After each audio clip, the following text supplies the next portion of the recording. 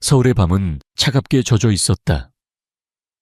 장대처럼 쏟아지는 비는 도시의 불빛을 흐릿하게 번지게 만들었고 낡은 빌라촌의 좁은 골목길을 어둠 속으로 더 깊이 밀어 넣었다. 한솔이 에찬세리는 값싼 웨딩드레스 자락을 힘겹게 붙잡은 채 금방이라도 무너질 듯한 낡은 대문 앞에 서 있었다. 드레스의 흰색은 이 축축하고 음울한 골목과 어울리지 않게 외로워 보였다. 그녀의 뒤에서 새어머니 박화영 화영 여사가 차 안에서 신경질적인 목소리로 재촉했다. 꾸물거리지 말고 어서 들어가. 이 결혼은 네가 자초한 일이야. 네 동생 서연이의 앞길을 막지 않으려면 이 정도는 감수해야지. 자초한 일. 서리는 쓴웃음을 삼켰다. 그녀가 무엇을 자초했단 말인가? 돌아가신 친어머니의 자리를 꿰차고 들어와 자신을 평생 그림자처럼 취급했던 새어머니. 그리고 아름다운 얼굴 뒤에 시기와 질투심을 감춘 이복동생 한서연, 에이찬서연. 그들의 화려한 삶을 위해 자신은 언제나 희생양이었다. 그리고 오늘 그 희생은 정점을 찍었다. 서연이 재벌가의 아들과의 혼담을 순조롭게 진행하기 위해 눈엣 가시 같은 서리를 처리해야만 했다. 그 처리 방식이 바로 이 이름도 얼굴도 모르는 가난뱅이 장애인과의 결혼이었다. 박 여사는 서리가 받은 유일한 결혼 선물인 낡은 가방 하나를 땅바닥에 툭 던지며 말했다. 내 신랑이라는 작자는 다리가 불편해서 마중도 못 나온다더구나. 꼴 좋다. 내 인생이 딱 그 수준인 거야. 이제부터 여기가 네 집이니 다시는 우리 집에 발도 붙일 생각 마라. 차가운 경고를 마지막으로 검은색 세단은 미련 없이 빗속으로 사라졌다. 서리는 차가 남긴 배기가스와 빗물이 뒤섞인 공기를 폐부 깊숙이 들이마셨다. 눈물이 차오르려 했지만 지난 10수년간의 서름이 그녀를 단단하게 만들었는지 혹은 모든 것을 포기한 체념 때문인지 눈물은 더 이상 흐르지 않았다. 그녀는 굳게 닫힌 대문을 향해 천천히 손을 뻗었다. 손잡이는 차갑고 녹슬어 있었다. 문을 열자 끼익하고 신경을 긁는 소리가 났다. 안으로 들어서자 퀴퀴한 곰팡이 냄새와 오래된 먼지 냄새가 코를 찔렀다. 작은 마당은 잡초로 무성했고 비에 젖은 채 방치된 살림살이들이 어지럽게 널려 있었다. 집 안에서는 희미한 불빛만이 새어 나오고 있었다. 서리는 심호흡을 한 번 하고 젖은 드레스 자락을 추스르며 현관으로 걸어갔다. 현관문은 반쯤 열려 있었다. 안으로 들어서자 거실 중앙에 휠체어에 앉아있는 한 남자의 뒷모습이 보였다. 그는 창밖을 내다보고 있었는데 그 뒷모습만으로도 깊은 고독과 세상에 대한 냉소가 느껴졌다. 넓은 어깨는 다부져 보였지만 어딘지 모르게 위태로운 분위기를 풍겼다. 서리가 들어서는 소리에도 남자는 돌아보지 않았다. 서리는 입술을 달싹였지만 무슨 말을 해야 할지 알 수 없었다. 안녕하세요. 오늘부터 당신의 아내가 된 사람입니다. 이 얼마나 기괴하고 슬픈 인사인가, 얼마나 시간이 흘렀을까. 정적을 깬 것은 남자였다. 그는 휠체어를 돌려 서리를 마주했다. 낮은 목소리가 거실의 찬 공기를 갈랐다. 워스나. 그의 얼굴을 본 순간 서리는 저도 모르게 숨을 멈췄다. 새어머니가 말했던 볼품없는 장애인과는 거리가 멀었다. 짙은 눈썹, 날카로운 콧날, 굳게 담은 입술은 조각상처럼 완벽한 비율을 이루고 있었다. 하지만 그의 얼굴 반쪽에는 끔찍한 사고의 흔적인 듯한 흉터가 길게 나 있었고 그 아름다운 조각상에 깊은 균열을 만들어내고 있었다. 그리고 그의 눈, 모든 감정이 거세된 듯한 칠흑 같은 어둠만이 존재하는 텅 빈 눈동자. 그는 서리의 머리부터 발끝까지를 무심하게 hure보았다. 그 시선에는 어떤 감정도 담겨 있지 않아 마치 가구라도 보는 듯 했다. 그의 이름은 강지훈이었다. JY그룹에 숨겨진 후계자이자 최연소 회장. 하지만 지금 그의 신분을 아는 이는 아무도 없었다. 몇 달 전 그는 라이벌 기업인 최 회장의 사주를 받은 자들에 의해 의도된 교통사고를 당했다. 목숨은 건졌지만 두 다리에 심각한 부상을 입었고 회사 내부에 자신을 배신한 첩자가 있다는 사실을 직감했다. 그래서 그는 죽은 것으로 위장한 채 이 허름한 집에서 정체를 숨기고 상처를 회복하며 복수를 계획하고 있었다. 그의 계획에 결혼은 없었다. 하지만 그를 돌봐주던 유일한 혈육인 고모가 갑자기 병으로 쓰러지면서 그의 일상에는 돌봐줄 사람이 필요해졌다. 고모는 자신이 아는 사람 중에 가장 가여운 처지의 아가씨가 있다며 그녀라면 돈이나 배경을 보고 접근하지 않을 것이라고 했다. 어차피 임시 방편일 뿐 모든 것이 제자리로 돌아가면 조용히 보내줄 생각이었다. 그래서 그는 이 터무니없는 결혼을 받아들였다. 지우는 서리를 보며 차갑게 말했다. 내 조건은 들었겠지. 난 가난하고 다리를 못 쓰는 장애인이다. 내게서 아무것도 기대하지 마라. 서리는 힘겹게 고개를 끄덕였다. 기대라니. 그녀는 애초에 아무것도 기대하지 않았다. 그저 이 지옥 같은 상황에서 하루하루를 버텨내는 것만이 그녀의 유일한 목표였다. 방은 저쪽이다. 알아서 사용해.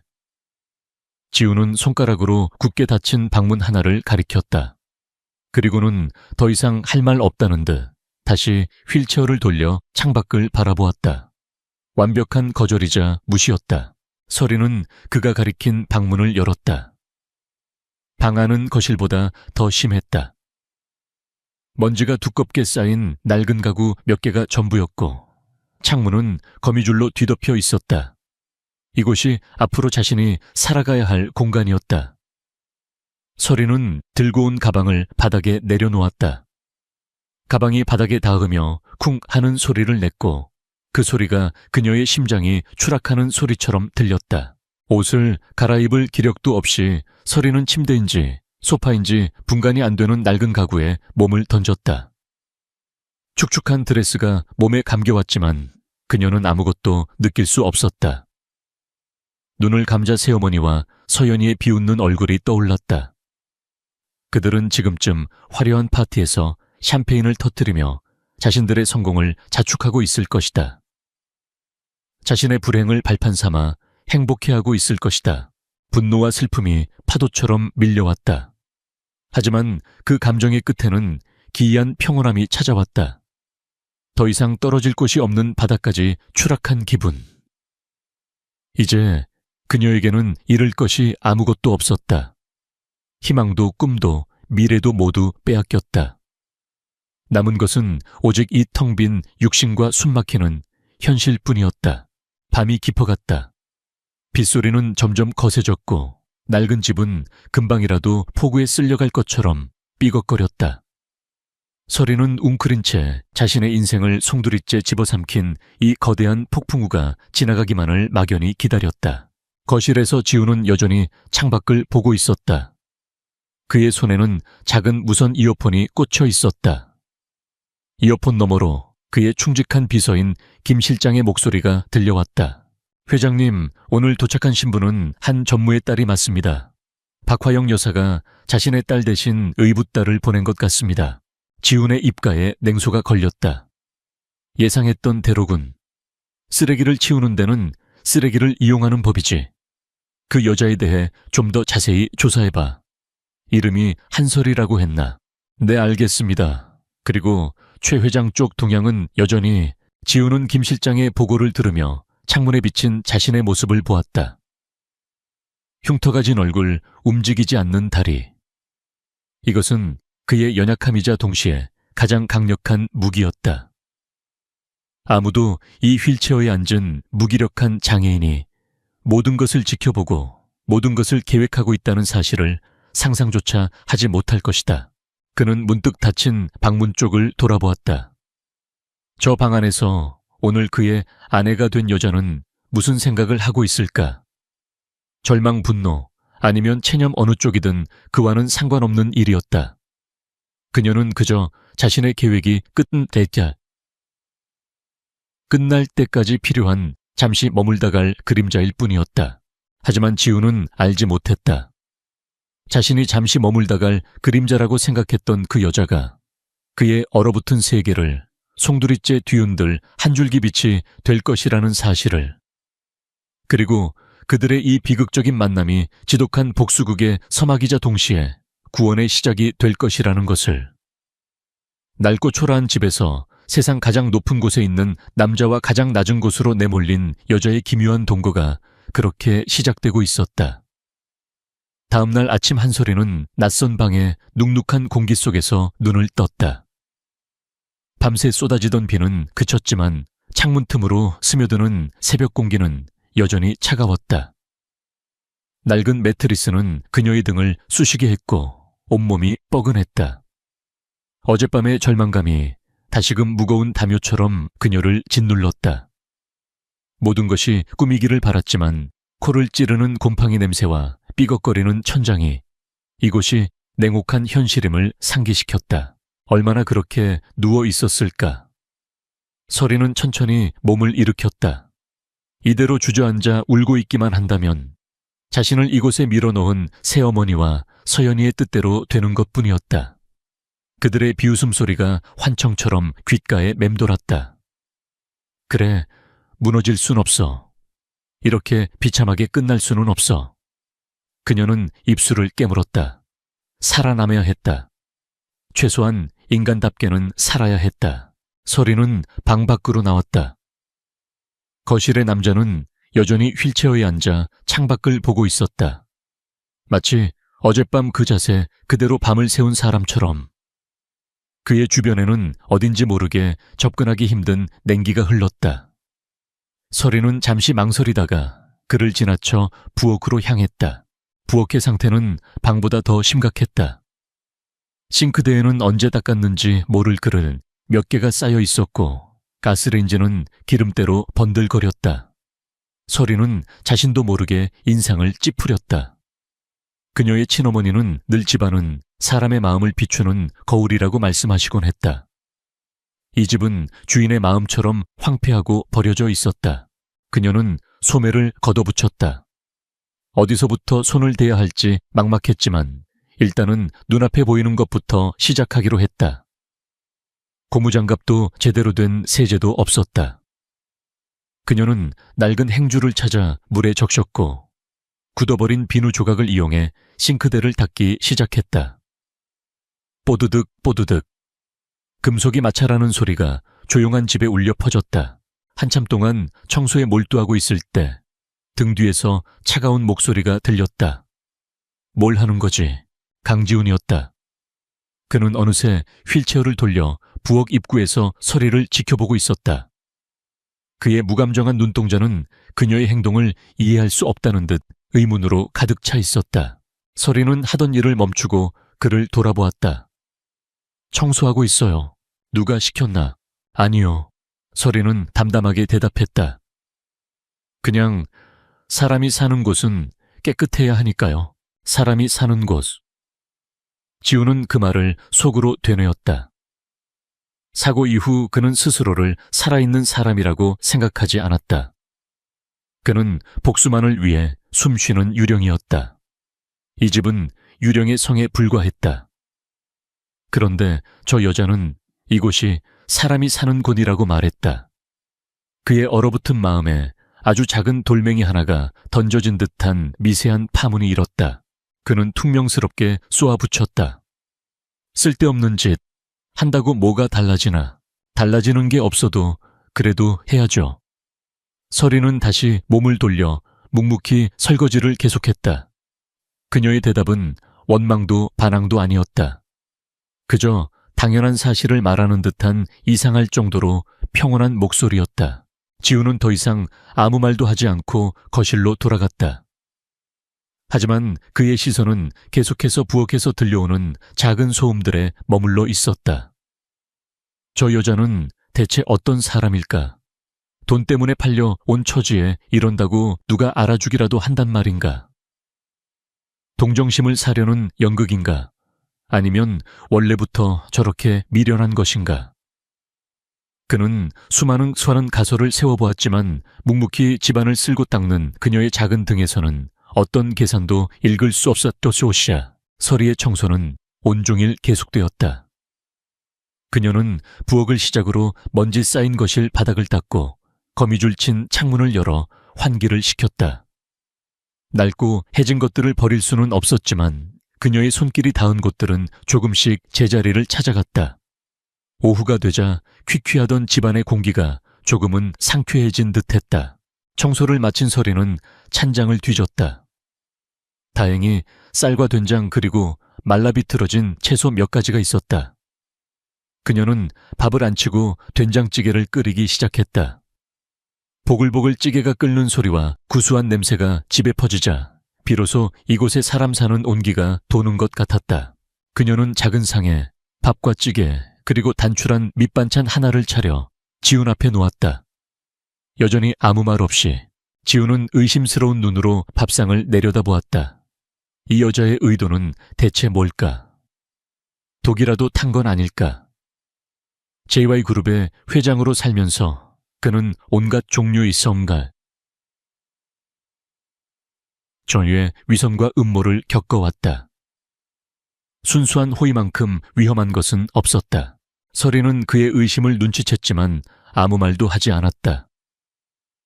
그저 자신의 몫인 밥그릇을 들고 부엌 구석에 쭈그려 앉아 식사를 시작했다. 그 모습에 지우는 자신이 너무 과민하게 반응했다는 것을 깨달았다. 그는 잠시 망설이다가 천천히 숟가락을 들었다. 한 숟갈. 찌개의 맛이 혀끝에 닿는 순간 지훈의 눈이 미세하게 흔들렸다. 특별한 재료가 들어간 것도 아니고 대단한 맛도 아니었다. 그저 평범하고 소박한 정직한 맛. 하지만 그 맛은 까마득하게 잊고 있던 어린 시절 돌아가신 어머니가 끓여주셨던 바로 그 맛과 닮아 있었다. 부와 권력을 손에 쥔 이후로 그는 세상에서 가장 비싸고 화려한 음식들만 먹어왔다. 하지만 그 어떤 음식도 지금 이 보잘것없는 된장찌개 한 그릇이 주는 위안을 주지는 못했다. 그는 말없이 밥그릇을 비웠다. 서리는 조용히 다가와 상을 물렸다. 두 사람 사이에는 여전히 아무런 대화도 오가지 않았다. 하지만 무겁고 차갑기만 하던 집안의 공기는 따뜻한 밥 한 끼로 인해 아주 조금은 부드러워져 있었다. 그날 밤 서리는 쉽게 잠들지 못했다. 깨끗해진 방은 어제보다 훨씬 아늑했지만 그녀의 마음은 여전히 복잡했다. 그때 거실 쪽에서 아주 작은 목소리가 들려왔다. 호기심에 그녀는 조심스럽게 방문을 열고 틈새로 밖을 내다보았다. 강지훈이 구석에서 무선 이어폰을 낀 채 누군가와 통화를 하고 있었다. 그의 목소리는 낮고 비밀스러웠지만 서리의 귀에는 몇몇 단어들이 날카롭게 박혔다. 고개쇼 그쇼. 회장 쪽에서 계속 미행이 붙고 있습니다. 더 조심해야 합니다. 내부 첩자는 아직인가 주가 조작에 가담한 증거부터 확실히 잡아. 자금 세탁 루트는 박화영 그 여자를 통해 확인해봐. 한 전문은 그저 꼭두각시일 뿐이야. 서리는 숨을 죽였다. 최 회장 내부 첩자 주가 조작. 그리고 박화영 새어머니의 이름이 왜 저 사람의 입에서 나오는 거지? 한 전무라면 분명 자신의 아버지를 말하는 것이었다. 그녀가 들은 단어들은 이 허름한 집의 가난한 장애인과는 전혀 어울리지 않는 것들이었다. 마치 다른 세상의 이야기처럼. 서리는 혼란스러웠다. 저 남자는 대체 누구일까? 그저 평범한 사람이 아니라는 것만은 확실했다. 그의 얼굴에 있던 흉터, 그리고 휠체어. 어쩌면 그 모든 것이 사고와 관련이 있는 것은 아닐까. 새어머니와 아버지는 저 사람의 일에 어떻게 연관되어 있는 걸까? 서리는 조용히 방문을 닫고 침대에 누웠다. 심장이 세차게 뛰었다. 두려움과 함께 아주 작은 호기심이 싹 텄다. 그녀는 거대한 비밀의 한가운데에 던져진 기분이었다. 한편 통화를 마친 지우는 쓴웃음을 지었다. 김 실장의 보고에 따르면 한설이는 정말로 버려진 딸이었다. 박화영은 그녀를 헐값에 팔아치우듯 이리로 보냈고 그녀의 아버지는 아내의 등살에 못 이겨 모든 것을 묵인했다. 그는 서리가 차려준 저녁상을 떠올렸다. 아무것도 바라지 않는 순수한 행위. 그는 그런 것을 믿지 않으려 했지만 그녀의 행동에는 어떤 꾸밈도 없었다. 어쩌면 고모의 말이 맞았을지도 모른다. 세상에는 아직 돈과 권력에 물들지 않은 사람이 존재할지도 모른다는 생각. 하지만 감상은 사치였다. 그는 곧 고개를 저었다. 저 여자 역시 자신의 정체를 알게 되면 다른 사람들처럼 탐욕스러운 눈으로 돌변할지 모르는 일이다. 경계를 늦춰서는 안 된다. 그녀는 여전히 그의 계획을 위한 임시방편, 체스판 위의 말에 불과했다. 지우는 창밖의 어둠을 응시했다. 밤은 깊었고 세상은 고요했다. 하지만 이 작은 집 안에서는 두 남녀의 마음속에 각기 다른 폭풍이 일고 있었다. 절망의 잿더미 속에서 피어난 작은 온기, 그리고 그 온기 뒤에 숨겨진 거대한 비밀과 의심. 차가운 집의 두 번째 날은 그렇게 새로운 균열과 함께 저물고 있었다. 며칠의 시간이 흘렀다. 한설이와 강지훈 사이에는 기묘한 일상이 자리 잡았다. 대화는 거의 없었지만 그들은 암묵적인 규칙 속에서 서로의 영역을 존중하며 지냈다. 설이는 매일 아침 일찍 일어나 집안을 쓸고 닦고 소박하지만 정갈한 식사를 준비했다. 지우는 대부분의 시간을 거실 창가나 서재로 꾸민 작은 방에서 책을 읽거나 무언가에 몰두하며 보냈다. 그는 여전히 차가웠고 설이는 여전히 조심스러웠다. 하지만 처음에 그 숨막히는 어색함 대신 조용한 동거인의 평온함 같은 것이 그들 사이에 희미하게 남아 싹트고 있었다. 그 평온은 어느 날 오후 요란한 엔진 소리와 함께 산산조각 났다. 설이가 마당에 작은 텃밭에 물을 주고 있을 때였다. 동네 분위기와는 전혀 어울리지 않는 번쩍이는 검은색 외제차가 좁은 골목길을 비집고 들어와 그들의 낡은 집 대문 앞에 멈춰 섰다. 차문이 열리고 한껏 치장한 박화영 여사와 한서연이 하이힐 소리를 또각거리며 내렸다. 그들의 화려한 옷차림과 값비싼 장신구들은 마치 흑백 영화 속에 뛰어든 총천연색 이물질처럼 보였다. 설이의 심장이 쿵 하고 내려앉았다. 이 사람들이 여긴 어쩐 일로? 좋은 의도가 아님은 분명했다. 아니나 다를까 박 여사는 대문도 두드리지 않은 채 성큼 안으로 들어서며 소리쳤다. 한설이 어디 있느냐? 서연은 코를 찡그리며 주변을 둘러보았다. 어머, 엄마. 정말 이런 누추한 곳에서 사람이 살 수 있는 거야. 냄새 좀 봐. 역겨워. 설이는 손에 묻은 흙을 털며 그들 앞으로 다가섰다. 여긴 어쩐 일이세요?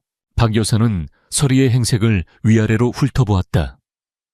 낡은 티셔츠에 몸빼 바지, 흙투성이가 된 손. 그녀는 만족스러운 미소를 지으며 말했다. 꼴 좀 보아라. 시집을 간 게 아니라 머슴살이를 하러 갔구나. 네가 살림에는 소질이 있는 줄 몰랐네. 아주 한여로 제격이야. 비아냥거림이 날카로운 바늘처럼 설이의 가슴을 찔렀다.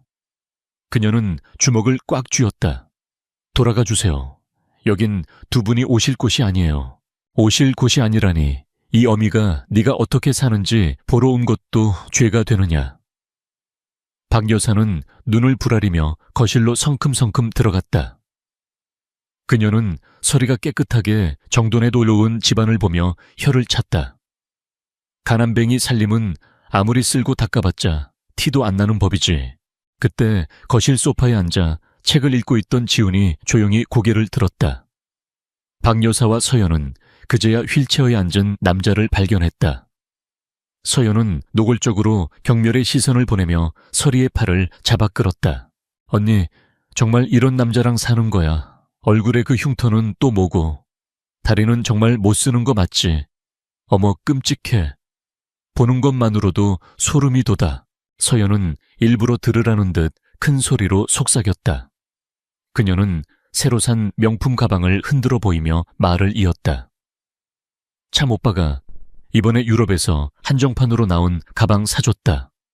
곧 약혼식 날짜도 잡힐 거야. 언니는 이런 사람 붙들고 평생 여기서 썩을 텐데 불쌍해서 어떻게 자매의 불행을 확인하고 조롱하는 것. 그것이 그들이 이곳에 온 유일한 목적이었다. 서리는 얼굴이 새하얗게 질렸다. 분노와 수치심에 온몸이 떨려왔다. 그녀는 어떻게든 이들을 내보내려 했지만 목구멍에 무언가 걸린 것처럼 말이 나오지 않았다. 예전부터 늘 그랬다. 이들 앞에서는 언제나 작아지고 무력해졌다. 바로 그때였다. 모두의 시선에서 벗어나 있던 지훈이 나지막이 입을 열었다. 그의 목소리는 크지 않았지만 얼음처럼 차갑고 날카로워 순식간에 거실의 모든 소음을 잠재웠다. 보잘것없는 것일수록 겉을 화려하게 치장하는 법이지요. 모두의 시선이 그에게로 향했다. 그는 박 여사와 서연을 번갈아 쳐다보며 말을 이었다. 그의 눈빛은 더 이상 텅 비어 있지 않았다. 그 안에는 서늘한 지성과 상대를 꿰뚫어 보는 듯한 예리함이 번뜩이고 있었다. 속이 비었으니까 순간 박 여사의 얼굴이 굳어졌다. 서연은 믿을 수 없다는 듯 되물었다. 뭐라고요? 지금 우리한테 한 말이에요. 지우는 서연의 화려한 가방으로 시선을 옮겼다. 한 전무님 사업이 요즘 어렵다고 들었는데 따님 사치품 사줄 돈은 있나 봅니다. 아니면 곧 사돈이 될 집안에서 미리 당겨 쓰시는 건가요? 성급하시군요. 그 말은 정확히 박 여사의 아픈 곳을 찔렀다. 최근 남편의 회사는 자금난에 시달리고 있었고 그녀는 사돈 될 집안의 투자를 받기 위해 전전긍긍하는 중이었다. 이 사실을 이 비렁뱅이 같은 사내가 어떻게 알고 있단 말인가. 박 여사는 당황한 기색을 감추지 못했다. 내놈이 뭘 안다고 함부로 짓걸려. 제가 뭘 아는지는 중요하지 않겠지요. 지우는 책을 탁 소리나게 덮었다. 중요한 것은 남의 집에 허락도 없이 들어와 주인 행세를 하는 무례함과 자신의 결핍을, 타인의 불행을 조롱하며 채우려는 천박함입니다. 이제 그만 나가주시죠. 이 집의 공기가 오염되고 있으니. 그의 말투는 정중했지만 그 안에 담긴 경멸은 칼날보다 더 날카롭게 박 여사와 서연의 자존심을 베었다. 그들은 한 번도 겪어보지 못한 종류의 방역에 말문이 막혔다. 저 남자는 그저 돈 없고 힘없는 장애인이 아니었던가. 어떻게 저런 눈빛과 말투를 가질 수 있단 말인가. 서연이 분을 이기지 못해 소리치려던 순간 박 여사가 그녀의 팔을 잡아챘다. 노련한 악인인 그녀는 직감적으로 깨달았다. 저 남자는 보통 내기가 아니다. 더 이상 엮여서 좋을 게 없다. 우리가 더러워서 피한다. 서리 넌 이 집에서 평생 썩어봐라. 박 여사는 악에 바친 소리를 지르며 서연을 끌고 황급히 집을 나섰다. 잠시 후 자동차는 왔을 때처럼 요란한 소리를 내며 사라졌다. 집안에는 다시 정적이 찾아왔다. 하지만 이전의 정적과는 다른 종류의 침묵이었다. 서리는 멍하니 지훈을 바라보았다. 지난 수십 년간 단 한 번도 자신을 위해 나서준 사람은 없었다. 모두가 그녀를 비난하거나 방관하거나 외면했다. 그런데 오늘 이 남자가 그녀의 편에 서서 그녀를 지켜주었다. 가슴 깊은 곳에서 뜨거운 무언가가 울컥하고 솟구쳤다. 서리는 떨리는 목소리로 겨우 입을 열었다. 고맙습니다. 지우는 그녀를 잠시 바라보다가 그저 무심하게 고개를 까딱하고는 다시 책을 펼쳤다. 하지만 그의 시선은 더 이상 글자를 따라가지 못했다. 그는 새하얗게 질린 채 떨고 있던 서리의 모습을 떠올렸다. 그녀의 눈에 서려 있던 깊은 슬픔과 무력감. 그것은 사고 이후 휠체어에 앉아 아무것도 할 수 없었던 자신의 모습과 겹쳐 보였다. 분노가 치밀었다. 인간의 탈을 쓴 짐승 같은 저들에게 한설이라는 여자를 던져준 세상에 대한 분노였다. 그는 조용히 자리에서 일어나 자신의 방으로 휠체어를 몰았다. 그리고는 곧바로 김 실장에게 전화를 걸었다. 그의 목소리는 이전과는 비교할 수 없을 정도로 차갑고 단호했다. 나다. 수화기 너머의 김 실장이 긴장했다. 네, 회장님. 지금부터 내 지시를 똑똑히 들어. 박화영과 한전무, 그리고 그들이 빌붙으려는 최 회장 라인 전부 샅샅이 뒤져. 자금 흐름, 개인적인 약점, 과거 행적 먼지 한 톨까지 남김없이 다 찾아내. 알겠습니다. 그런데 갑자기 어쩐 일이십니까? 지훈의 눈빛이 얼음처럼 빛났다. 구경은 끝났어. 이제 사냥을 시작할 시간이다. 전화를 끊은 지훈은 창밖을 보았다. 마당에서 서리가 다시 텃밭에 물을 주고 있었다. 조금 전에 소란이 거짓말이었던 것처럼 그녀는 묵묵히 자신의 일을 하고 있었다. 그 작은 등이 오늘따라 유난히 위태로워 보였다. 잠시 후 서리가 따뜻한 차 한 잔을 들고 그의 방으로 들어왔다. 드세요. 그녀는 조심스럽게 차를 테이블 위에 놓고는 조용히 나가려 했다. 잠깐, 지훈이 그녀를 불렀다. 서리가 멈춰서서 그를 돌아보았다. 앞으로 저런 사람들이 와도 기죽지 마. 그는 퉁명스럽게 말했지만 그 안에는 분명 다른 무언가가 담겨 있었다. 여긴 내 집이고 당신은 내 사람이니까. 내 사람. 그 한마디가 서리의 마음에 파문처럼 번져나갔다. 계약으로 맺어진 가짜 아내. 언제 끝날지 모르는 임시 동거인. 하지만 그 순간만큼은 그녀는 이 세상에 혼자가 아니라는 기묘한 안도감을 느꼈다. 그녀는 작게 고개를 끄덕이고 방을 나섰다. 그날 밤 두 사람은 처음으로 거실에서 함께 저녁 시간을 보냈다. 여전히 말은 없었지만 더 이상 불편한 침묵이 아니었다. 지우는 복수를 위한 계획을 머릿속으로 다듬었고 서리는 처음으로 이 지옥 같은 현실 속에서 작은 희망의 불씨를 발견했다.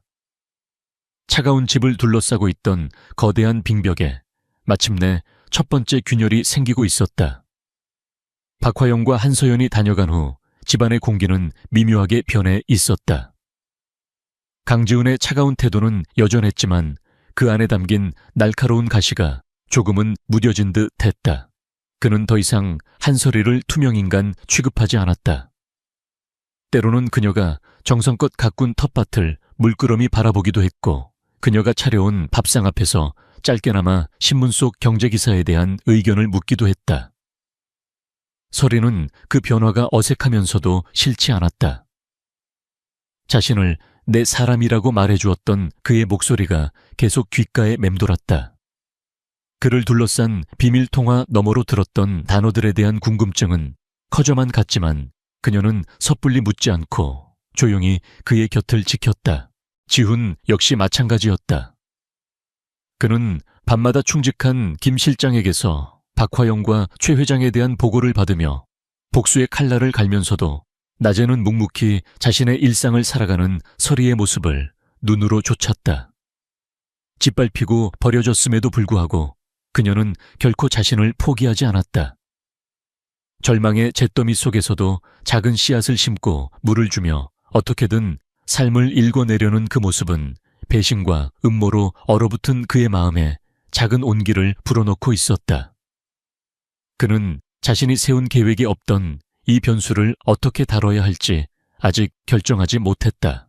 운명의 밤은 예고 없이 찾아왔다. 그날따라 서리는 잠을 뒤척였다.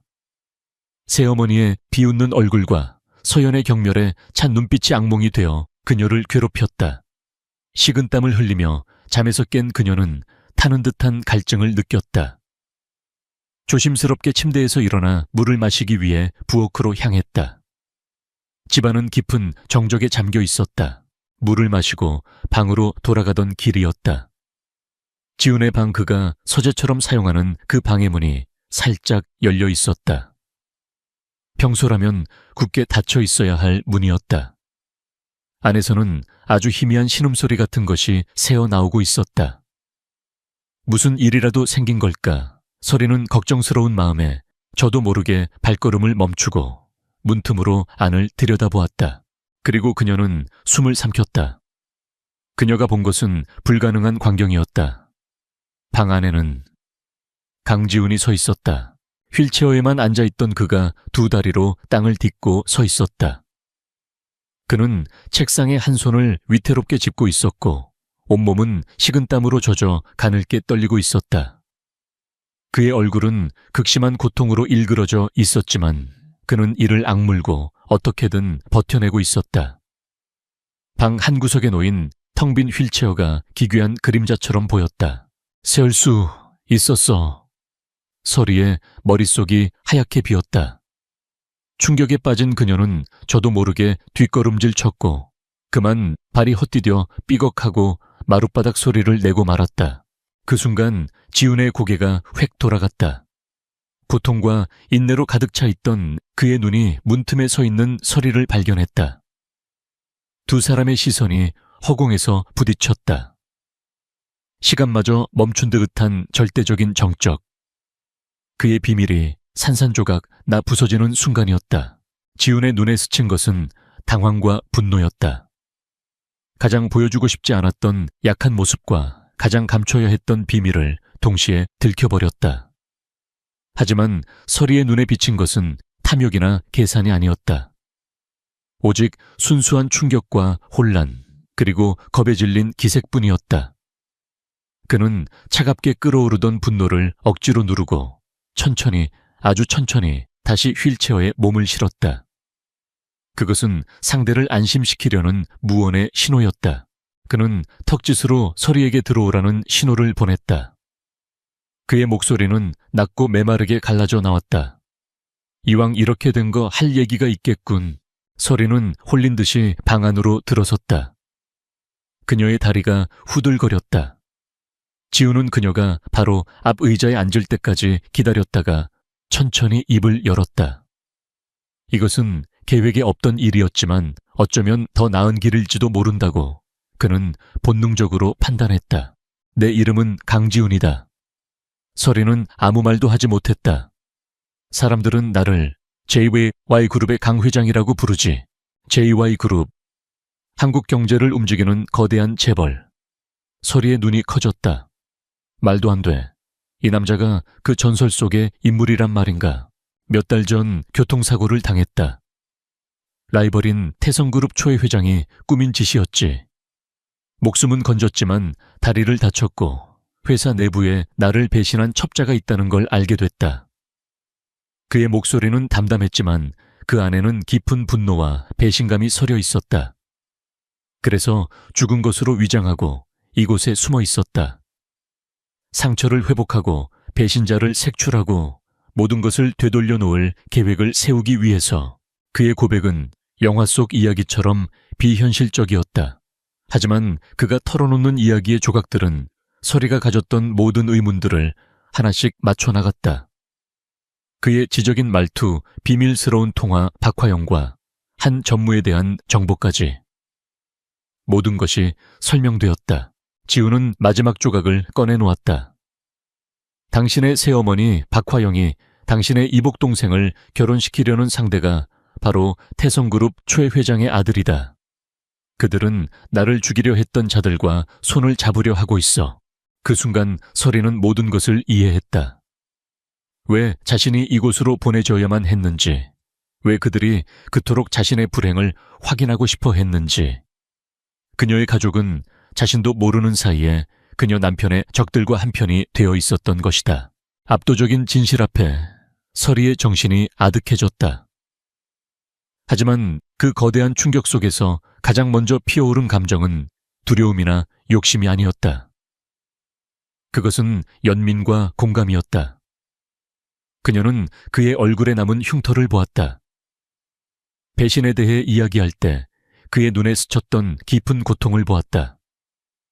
그녀는 그의 외로움과 그가 짊어진 거대한 무게를 느낄 수 있었다. 그녀는 떨리는 목소리로 물었다. 그럼 박 여사님과 최 회장이 손을 잡는다는 건 그래, 내 적과 당신의 적이 같은 놈들이라는 뜻이지. 지우는 그녀의 눈을 똑바로 응시했다. 그는 지금 그녀의 반응을 시험하고 있었다. 그녀가 과연 어떤 선택을 할 것인지. 서리는 잠시 눈을 감았다. 그녀의 머릿속으로 지난 세월의 서름과 멸시, 그리고 오늘 그가 자신을 지켜주었던 순간이 스쳐 지나갔다. 그녀는 더 이상 예전의 무력한 한서리가 아니었다. 그녀는 결심했다. 눈을 뜬 서리의 눈빛은 이전과 달랐다. 그 안에는 더 이상 두려움이 없었다. 대신 단단한 결의가 자리 잡고 있었다. 그녀는 지훈을 똑바로 바라보며 아주 분명한 목소리로 말했다. 제가 뭘 도우면 될까요? 그 한마디가 모든 것을 바꾸었다. 지훈의 심장이 잠시 멈추는 듯 했다. 사고 이후 그에게 접근한 모든 사람들은 그에게서 무언가를 얻으려 하거나 그를 동정하거나 혹은 배신했다. 아무런 조건 없이 돕겠다고 나선 사람은 그녀가 처음이었다. 그는 그녀의 눈에서 진심을 보았다. 그는 자신이 잿더미 속에서 발견한 것이 그저 가여운 피해자가 아니라 단단하게 재련된 보석이었음을 깨달았다. 지훈의 입가에 아주 희미한 거의 보이지 않는 미소가 스쳐 지나갔다. 좋아. 그렇다면 당신은 더 이상 가짜 아내가 아니야. 내 유일한 파트너다. 그 순간부터 두 사람의 관계는 완전히 재정립되었다. 더 이상 보호자나 동거인이 아니었다. 전략가와 동맹 스승과 제자. 지훈은 서리에게 복수 계획의 개요를 설명하기 시작했다. 그는 그녀가 가진 의외의 장점, 즉 박화영과 한 전무에 가장 가까운 곳에 있었던 보이지 않는 사람이라는 점을 이용할 생각이었다. 상대를 이기려면 상대보다 더 많이 알아야 해. 당신은 그들의 가장 약한 고리를 알고 있어. 그는 서리에게 아버지가 운영하는 회사의 재무제표와 관련 기사들을 건넸다. 이걸 읽고 분석해봐. 당신의 눈으로 보이는 이상한 점들을 내게 말해줘. 창밖으로 동이 트고 있었다. 밤의 어둠이 걷히고 새로운 아침이 밝아오고 있었다. 서리는 지훈의 맞은편에 앉아 있었다. 더 이상 팔려온 신부가 아니라 거대한 전쟁을 앞둔 동맹으로서. 낡고 초라한 집은 이제 더 이상 감옥이 아니었다. 두 사람의 복수와 미래를 위한 비밀스러운 작전 본부가 되었다. 복수의 씨앗은 이미 뿌려졌다. 하지만 이제 그 씨앗은 증오의 땅이 아닌 신뢰와 연대라는 새로운 토양 위에서 자라나기 시작했다. 거대한 폭풍의 전야, 모든 것이 새롭게 시작되고 있었다. 그날 이후 낡은 집은 두 사람만의 비밀스러운 전쟁기지가 되었다. 낮에는 한서리의 스승이자 멘토, 밤에는 JY 그룹을 원격으로 지휘하는 회장. 강지훈은 두 개의 역할을 완벽하게 수행하며 서리를 조련하기 시작했다. 그것은 단순히 경영이나 경제 지식을 가르치는 것만이 아니었다. 그는 서리에게 법률, 예술, 심리학을 가르쳤고 상류층의 화법과 몸짓 사람을 읽는 법까지 모든 것을 쏟아부었다. 상대는 당신을 얕보고 있어. 그것이 우리의 가장 강력한 무기다. 아무도 당신의 입에서 날카로운 분석이 나올 거라고는 상상하지 못할 테니. 지훈은 밤늦게까지 이어지는 강행군 속에서도 지친 기색 하나 없었다. 서리는 스펀지가 물을 빨아들이듯 그 모든 것을 흡수했다. 그녀의 눈빛은 하루가 다르게 총명해졌고 어깨를 움츠리던 습관은 사라졌다. 김 실장이 비밀리에 배달해주는 단정하고 지적인 옷들과 책, 태블릿 PC는 그녀를 완전히 다른 사람으로 만들고 있었다. 그녀 안에 잠자고 있던 잠재력이 강지훈이라는 최고의 조련사를 만나 마침내 깨어나고 있었다. 몇 주 후 지훈은 방역의 첫 단추를 꿰 계획을 세웠다. 무식한 정면 충돌이 아니었다. 그의 방식은 언제나 우아하고 치명적이었다. 문화재단을 만들 거다. 이름은 나라의 재단. 불우한 신진 예술가들을 후원한다는 명분을 내세울 거야. 지훈은 지도를 펼쳐 보이며 말했다. 그리고 이 재단의 이름으로 최 회장과 당신의 아버지가 군침을 흘리고 있는 바로 이 땅을 사들일 거다. 그 땅은 서울 외곽에 버려진 공장 부지였다. 최 회장과 한 전무는 그곳에 대규모 물류단지를 건설할 계획을 세우고 있었다. 물론 그 과정에서 온갖 불법과 특혜 비자금 조성이 계획되어 있었다. 우리는 합법적이고 투명하게 나라의 아트센터를 짓는다는 명분으로 이 땅을 매입한다. 그들이 정신을 차렸을 땐 이미 판이 뒤집힌 후가 될 거야. 이것이 그의 우아한 덫이었다.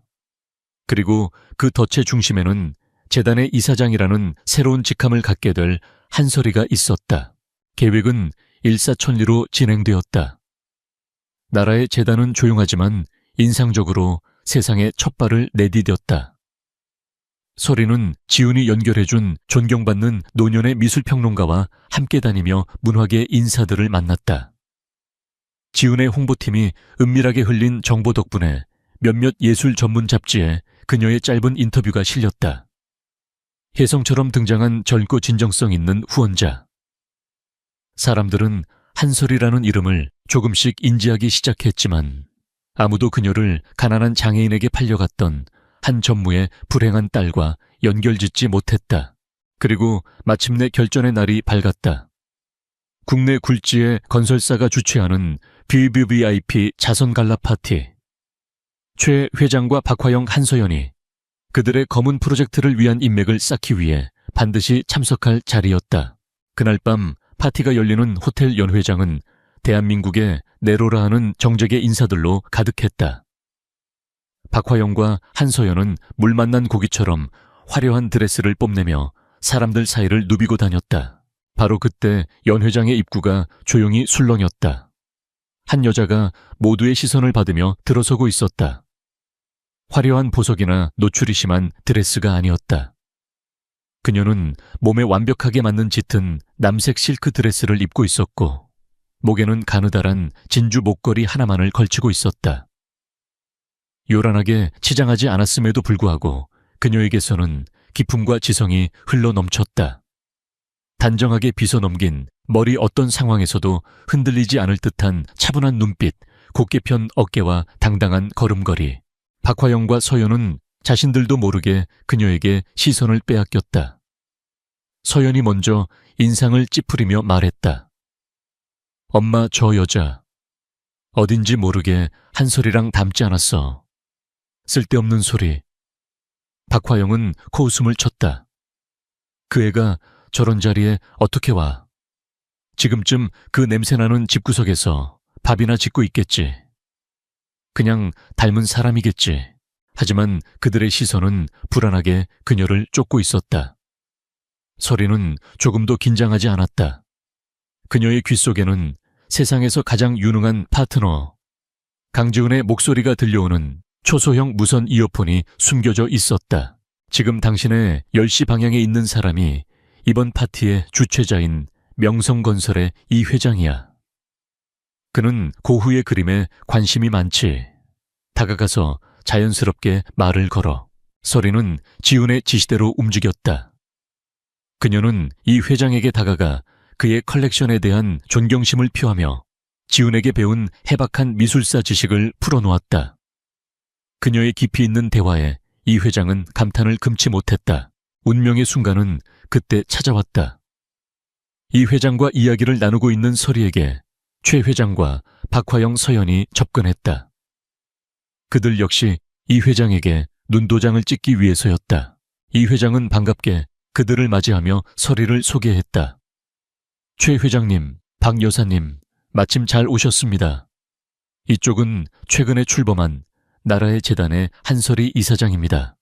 아주 젊고 재능 있는 분이시죠. 나래 재단. 한솔이 이사장.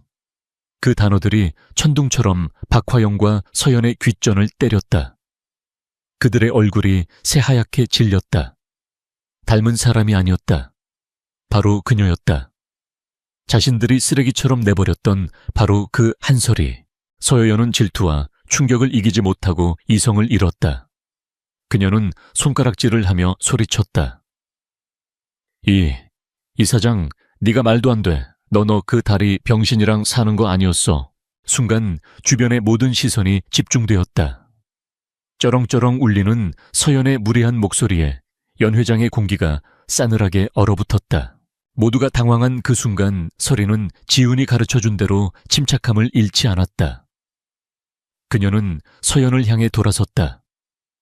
그녀의 눈빛은 차가웠지만 입가에는 오히려 여유로운 미소마저 감돌았다. 서연아, 오랜만이네. 공적인 자리에서는 예의를 지켜주렴. 그녀의 목소리는 나지막했지만 그 안에 담긴 권위는 서연을 압도했다. 그리고 내 남편에 대해 함부로 말하지 마. 너 같은 사람이 함부로 입에 올릴 수 있는 분이 아니시니까. 그녀의 침착하고 위험 있는 태도는 고함을 지르는 서연을 순식간에 철없고 교양 없는 사람으로 만들어버렸다. 박화영은 딸의 경솔함에 얼굴이 불그락푸르락해졌고 최 회장은 예상치 못한 상황에 불쾌한 기색을 감추지 못했다. 어떻게 된 일인가 저 계집애가 어떻게 재단의 이사장이 되어 나타났단 말인가. 어디서 저런 돈과 배경이 생긴 거지. 적들은 혼란에 빠졌다. 그들의 계획에 예기치 못한 우아한 장애물이 나타난 것이다. 서리는 더 이상 그들에게 시선을 주지 않고 이 회장에게 정중하게 고개를 숙여 인사한 뒤 인파 속으로 유유히 사라졌다. 그녀는 연 회장을 나와 김 실장이 대기하고 있는 소박한 국산차에 올라탔다. 채 오르자마자 그녀는 귓속에 이어폰을 통해 들려오는 지훈의 목소리를 들었다. 그의 목소리에는 깊은 자부심과 만족감이 담겨 있었다. 잘했어 나의 파트너. 서리는 창밖으로 스쳐 지나가는 도시의 불빛을 바라보며 처음으로 승리의 미소를 지었다. 반격의 서막은 성공적으로 올랐다. 이제 게임은 정말로 시작되었다. 자선갈라 파티 이후 몇 주가 흘렀다. 정재계에서는 나라의 재단과 그 젊고 아름다운 이사장 한설이에 대한 소문이 파다했다. 그녀가 추진하는 나라의 아트센터 건립계획은 문화계의 전폭적인 지지를 받았고 그녀는 합법적인 절차를 통해 최 회장과 한 전무가 노리던 외곽 공장 부지를 성공적으로 매입했다. 그들의 거대한 개발 계획은 첫 삽을 뜨기도 전에 완벽하게 좌초되었다. 최 회장과 박화영은 패닉에 빠졌다. 그들은 한설이에게 온갖 방법으로 압력을 가했다. 처음에는 돈으로 회유하려 했고 그 다음에는 과거를 들먹이며 협박했다. 하지만 설이는 더 이상 예전의 그녀가 아니었다. 그녀는 강지훈의 지시 아래 변호사를 통해 모든 협박을 차갑고 사무적으로 쳐냈다. 그들의 조급함은 그들을 더욱 비참하게 만들 뿐이었다.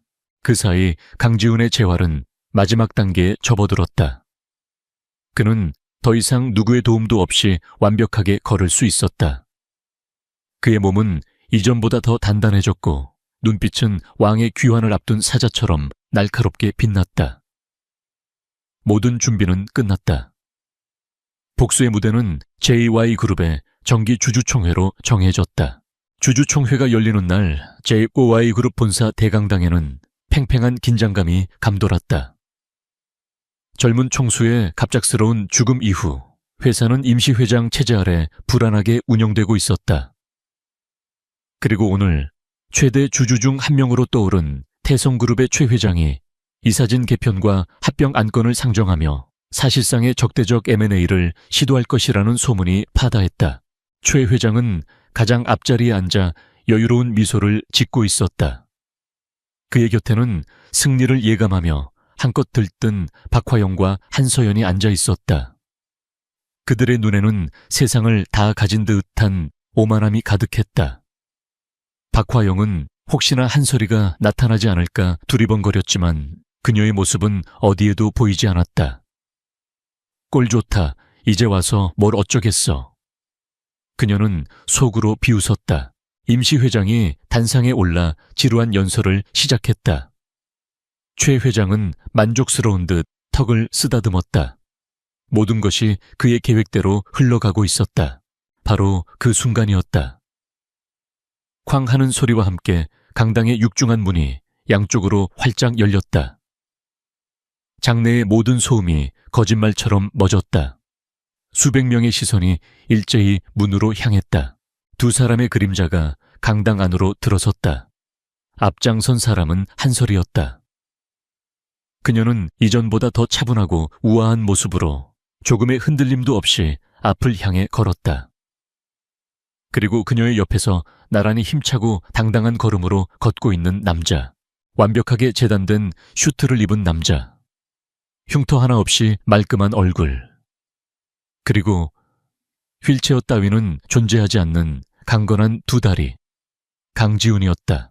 강당 전체가 거대한 충격에 휩싸였다. 맨 앞자리에 앉아있던 기자들의 카메라 플래시가 미친 듯이 터져 나왔다.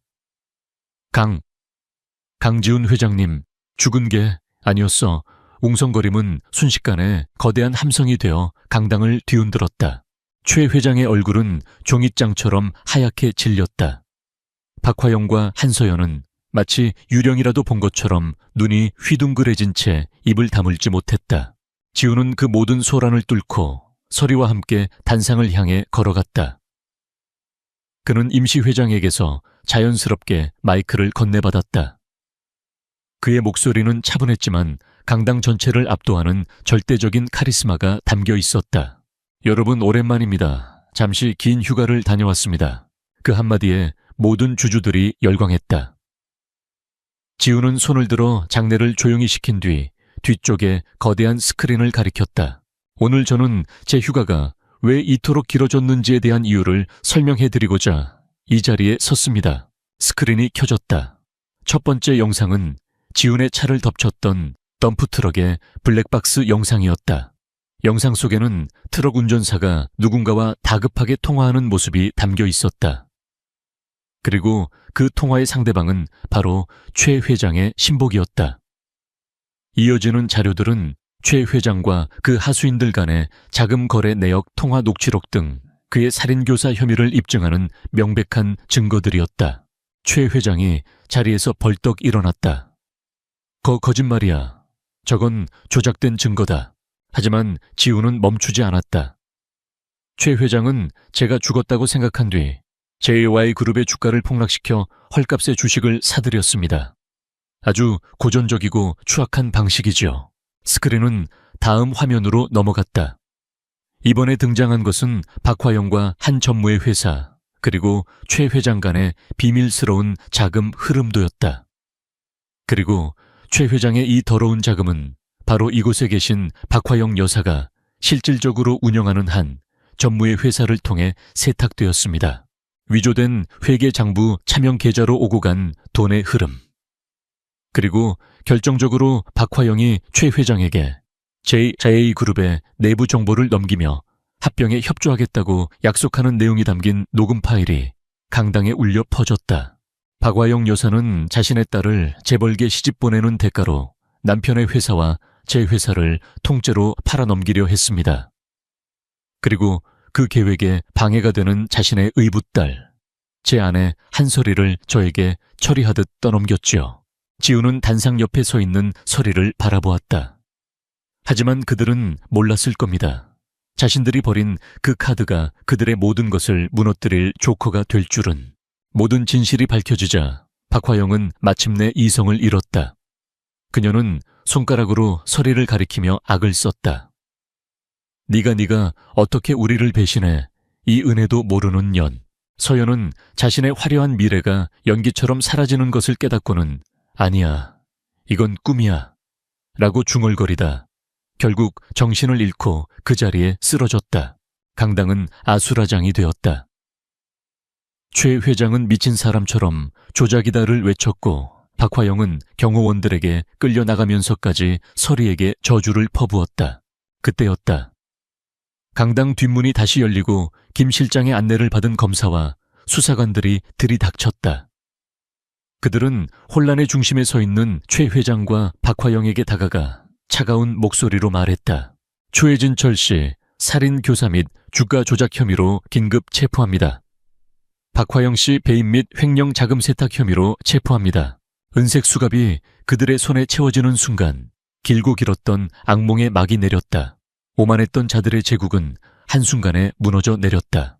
악인들이 끌려나간 강당에서 주주들은 자신들의 왕으로 돌아온 지훈에게 아낌없는 박수와 환호를 보냈다.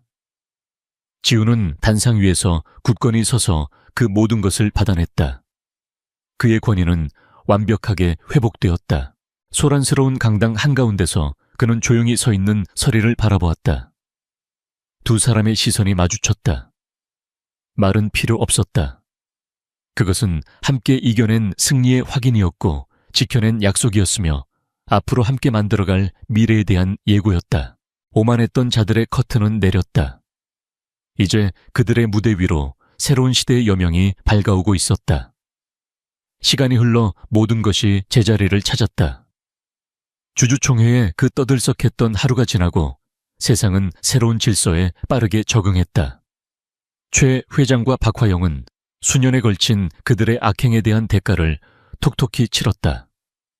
법의 심판대 위에서 그들은 긴 시간 동안 사회와 격리되는 판결을 받았고 그들의 이름은 재계의 가장 추악한 스캔들로 기록되었다. 한때는 세상을 다 가진 듯 오만했던 그들은 이제 차가운 감옥 안에서 자신들의 탐욕이 불러온 결과를 곱씹으며 남은 생을 보내게 될 터였다. 한서연은 모든 것을 잃었다. 재벌가와의 약혼은 당연히 파기되었고 가문은 몰락했다. 충격으로 쓰러졌던 그녀는 한동안 병원 신세를 져야 했다.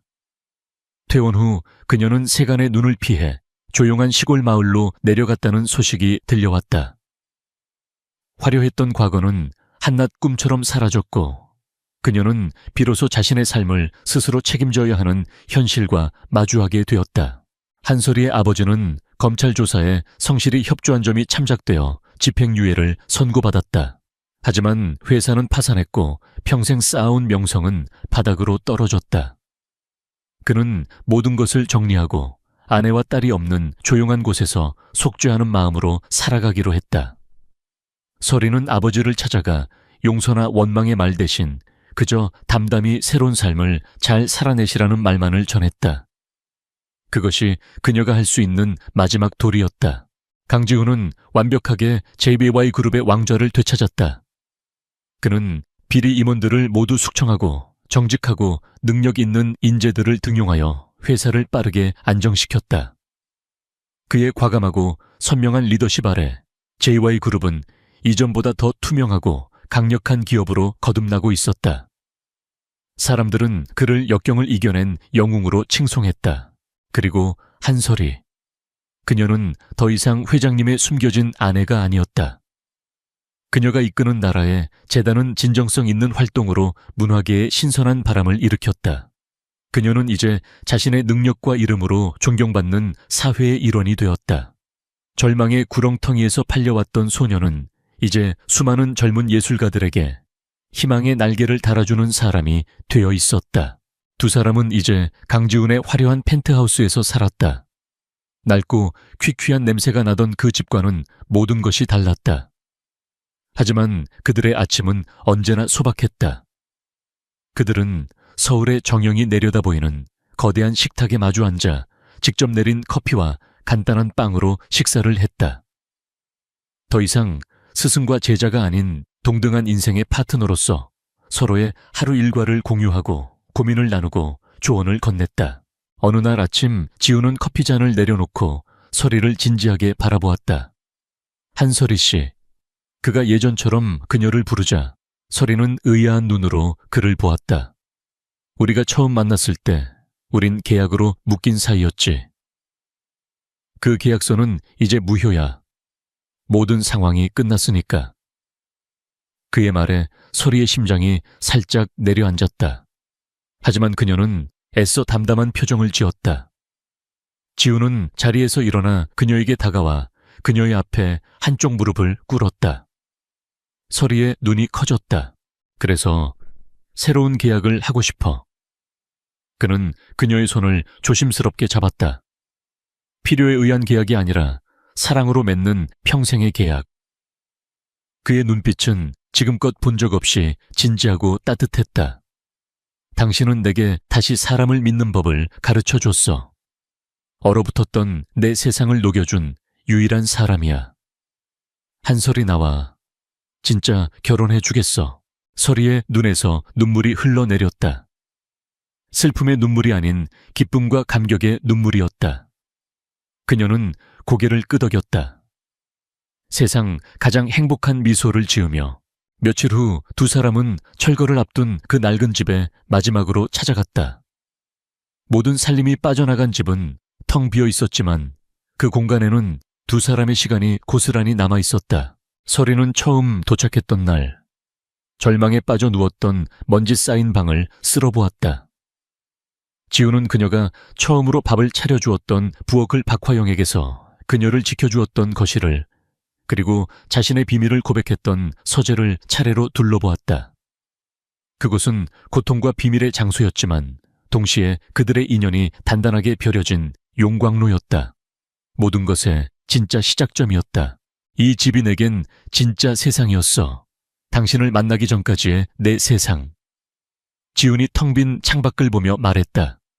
서리는 그의 곁에 서서 조용히 대답했다. 저에겐 세상의 끝이었는데 새로운 시작이 될 줄은 몰랐어요.